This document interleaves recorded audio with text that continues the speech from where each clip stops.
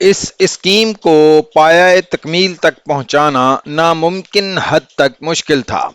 5,000 کے لشکر کے لیے سفر کے دوران خاموشی برقرار رکھنا آسان کام نہیں تھا، لیکن بڑی سختی سے خاموشی برقرار رکھنی تھی۔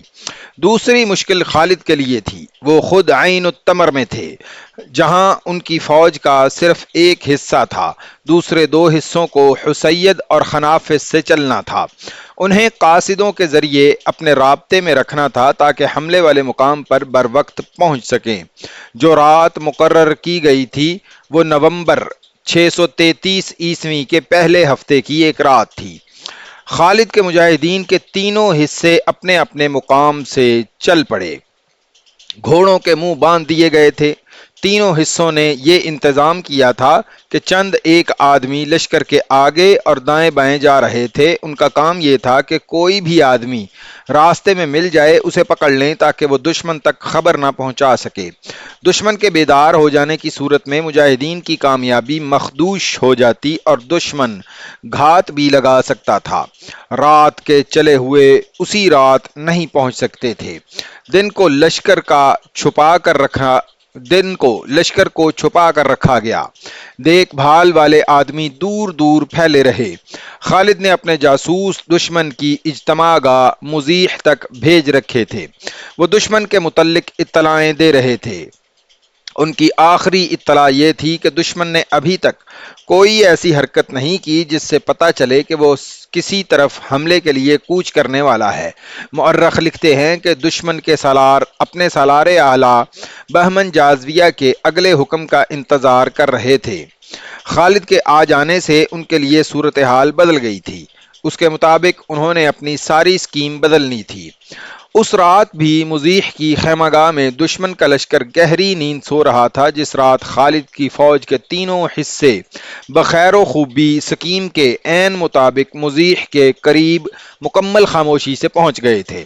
بعض مؤرخوں نے اسے محض معجزہ کہا ہے اور کچھ اسے خالد کی دی ہوئی ٹریننگ اور ان کے پیدا کیے ہوئے ڈسپلن کا کرشمہ کہتے ہیں۔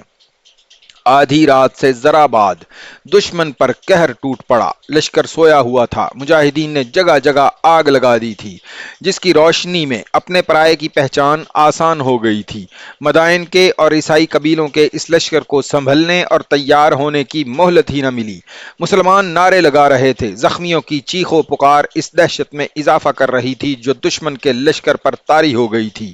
مدینہ کے مجاہدوں، خالد کے حکم سے یہ للکار بلند تھی، کسی کو بھی زندہ نہ رہنے دو۔ ولجا کی طرح دشمن کا صفایا کر دو۔ دشمن کے گھوڑے جہاں بندھے تھے وہیں بندھے رہے۔ ان کے سوار ان تک پہنچنے سے پہلے ہی کٹ رہے تھے۔ مسلمانوں نے رات کے اندھیرے سے فائدہ اٹھایا تھا۔ اسی اندھیرے سے دشمن نے بھی فائدہ اٹھایا۔ کئی آتش پرست اور عیسائی زندہ نکل گئے۔ ان کی اجتماع گاہ 1.5-2 میل کے رقبے میں پھیلی ہوئی تھی۔ حملہ 3 اطراف سے کیا گیا تھا۔ صبح کا اجالا صاف ہوا تو دشمن کی اتنی وسیع و عریض خیمہ گاہ میں کوئی بھی لشکری زندہ نہیں تھا۔ زندہ وہی رہے تھے جو مسلمانوں کے اس پھندے سے نکل گئے تھے۔ منظر بڑا ہی بھیانک ناک تھا۔ جدھر نظر جاتی تھی سوائے لاشوں کے کچھ نظر نہ آتا تھا۔ لاشوں کے اوپر لاشیں پڑی تھی۔ زخمی تڑپ تڑپ کر بے ہوش ہو رہے تھے۔ فضا خون اور موت کی بو سے بوجھل تھی۔ سالاروں کے خیمے دیکھے گئے۔ ان میں سامان وغیرہ پڑا تھا۔ شراب کی سراہیاں رکھی تھیں۔ ہر چیز ایسے پڑی تھی جیسے ان شاہانہ خیموں کے مکین ابھی ابھی نکل کے گئے ہیں اور ابھی واپس آ جائیں گے۔ کوئی سالار نظر نہ آیا۔ وہ زندہ نکل گئے تھے۔ سالار مہوزان بھی نکل گیا تھا اور عیسائیوں کا سردار اور سالار حزیل بن عمران بھی نکل گیا تھا۔ جاسوسوں کی اطلاعوں کے مطابق آتش پرستوں اور عیسائیوں کے سردار زمیل چلے گئے تھے۔ جہاں عیسائی قبائل کا دوسرا حصہ خیمہ زن تھا، وہ مسلمانوں پر حملہ کرنے کی ابھی تیاری ہی کر رہا تھا۔ وہ جس لشکر کا حصہ تھا اس کے 3 حصے تباہ ہو چکے تھے۔ زمیل والے اس لشکر کا سردار ربیہ تھا۔ مال غنیمت میں مسلمانوں کو جو سب سے زیادہ قیمتی اور کارآمد چیز ملی وہ ہزاروں گھوڑے تھے جو انہیں زینوں سمیت مل گئے تھے۔ اس سے آگے صنعاء اور زمیل 2 مقامات تھے جہاں بنی تغلب نمرد اور ایاد کے عیسائی مسلمانوں کے خلاف خیمہ زن تھے۔ وہ بھی مسلمانوں کو ہمیشہ کے لیے ختم کرنے کے ارادے سے گھروں سے نکلے تھے۔ عیسائیوں کے سردار عقا بن ابی عقا کا بیٹا بلال بن عقا بھی کہیں آگے تھا۔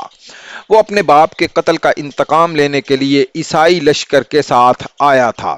خدا کی قسم، خالد نے مزیح کی معجزہ نما فتح کے بعد اپنے سالاروں سے کہا، میں دومت الجندل سے قسم کھا کر چلا تھا کہ بنی تغلب پر اس طرح جھپٹوں گا کہ پھر کبھی وہ اسلام کے خلاف اٹھنے کے قابل نہیں رہیں گے۔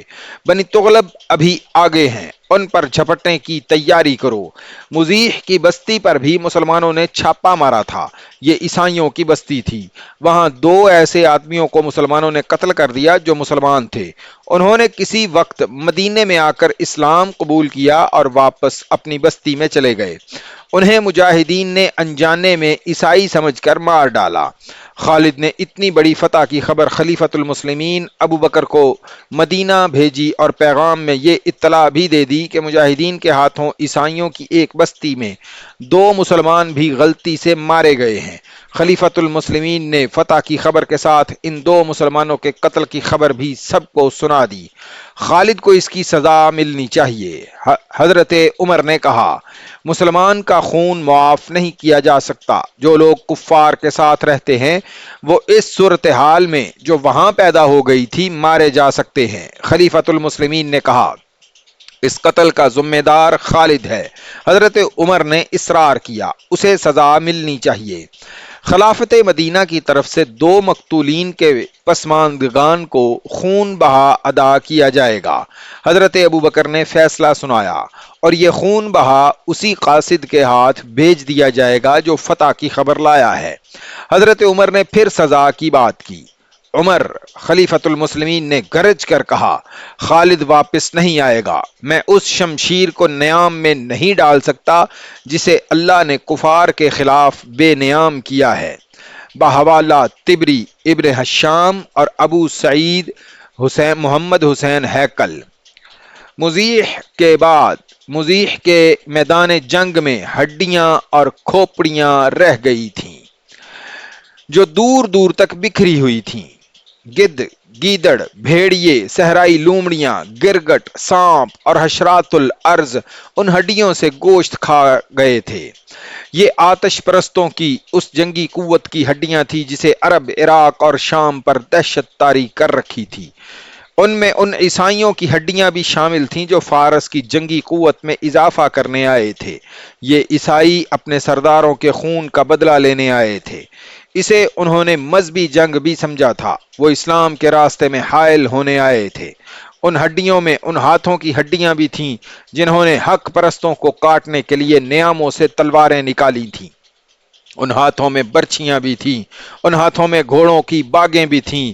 وہ اس خوش فہمی میں مبتلا ہو کر آئے تھے کہ ارض و سما کی طاقت انہی کے ہاتھوں میں ہے، اور وہ سمجھتے تھے کہ وہ جب گھوڑوں پر سوار ہوتے ہیں تو ان کے نیچے زمین کانپتی ہے، مگر اب وہ زمین جو کبھی کسی انسان اور اس کے گھوڑوں کے بوجھ اور خوف سے نہیں کانپی تھی، ان کے نیچے سے نکل گئی تھی، اور زمین نے ان کے مردہ جسموں کو قبول کرنے سے انکار کر دیا تھا۔ حق پرستوں کا لشکر، حق پرستوں کو اللہ کا یہ وعدہ بھی یاد تھا کہ تم میں 10 ایمان والے ہوئے تو 100 کفار پر غالب آئیں گے، اور یہ ایمان کی ہی قوت تھی کہ 10 ایمان والے 100 پر اور 20 200 پر غالب آ گئے تھے۔ سالار اعلیٰ ولید نہ کہے، کیا تم خود نہیں جانتے؟ مسلمانوں کے سالار ابو لیلہ نے اپنے کمانداروں اور چند سپاہیوں کو جو ان کے ارد گرد ہو گئے تھے کہہ رہے تھے، اگر تم سے ایمان لے لیا جائے تو تمہارے پاس گوشت اور ہڈیوں کے جسم رہ جائیں گے۔ کیا انجام ہوگا ان جسموں کا؟ وہ دیکھو، وہ کھوپڑیاں دیکھو، ان کے اوپر کا گوشت کھایا جا چکا ہے، ان کے اندر مغز موجود ہے، مگر یہ مغز اب سوچنے کے قابل نہیں رہے، ان میں کیڑے داخل ہو چکے ہیں اور ان کے مغز کیڑوں کی خوراک بن رہے ہیں۔ وہ ذرا اونچی جگہ کھڑے تھے۔ سب نے اس وسیع میدان کی طرف دیکھا جہاں کسریٰ کی فوج کا اور عیسائیوں کے لشکر کا کیمپ تھا۔ 3 راتیں پہلے یہاں گہما گہمی تھی، سپاہی ناچ رہے تھے، ان کے سالار اور سردار خیموں میں شراب پی رہے تھے۔ مسلمانوں کا شب خون ان پر قیامت بن کر ٹوٹا۔ اور اب دیکھو، سالار قعقاع بن عمر اپنے ماتحتوں اور سپاہیوں سے کہہ رہے تھے، یہ ان کا انجام ہے جنہوں نے اللہ کو نہ مانا، محمد کو اللہ کا رسول نہ مانا۔ انہوں نے اپنے خدا بنائے ہوئے تھے، ان کے سردار خداؤں کے ایلچی بنے ہوئے تھے۔ فارس کے بادشاہ اللہ کے بندوں کو اپنے بندے سمجھتے تھے۔ سالار اعلیٰ ابن ولید نے کہا ہے کہ مجاہدین کو بتاؤ کہ تمہیں اللہ دیکھ رہا ہے اور وہی ہے اجر دینے والا۔ اس نے تمہارے جسموں میں اتنی طاقت بھر دی ہے کہ آرام کا ایک پل نہیں ملتا، تمہارے جسم لڑ رہے ہوتے ہیں یا کوچ کر رہے ہوتے ہیں اور اگلے روز اگلی لڑائی کے لیے تیار ہوتے ہیں۔ یہ طاقت جسمانی نہیں، یہ روح کی طاقت ہے اور روح کو ایمان تقویت دیتا ہے۔ سالار اعلیٰ نے کہا ہے، سب سے کہہ دو کہ تم زمین کی ملکیت پر لڑنے نہیں آئے، تم کفر پر غالب آنے کے لیے لڑ رہے ہو۔ سالار زبرقان اپنے دستوں کے کمانداروں سے کہہ رہے تھے۔ ابن ولید نے کہا ہے کہ ان جسموں کو ایمان سے اور پاک عزم سے خالی کر دو تو ابھی گر پڑو گے اور جسم روحوں سے خالی ہو جائیں گے۔ جسم تو 2 لڑائیاں لڑ کر ہی ختم ہو گئے تھے، اب تمہاری روحیں لڑ رہی ہیں۔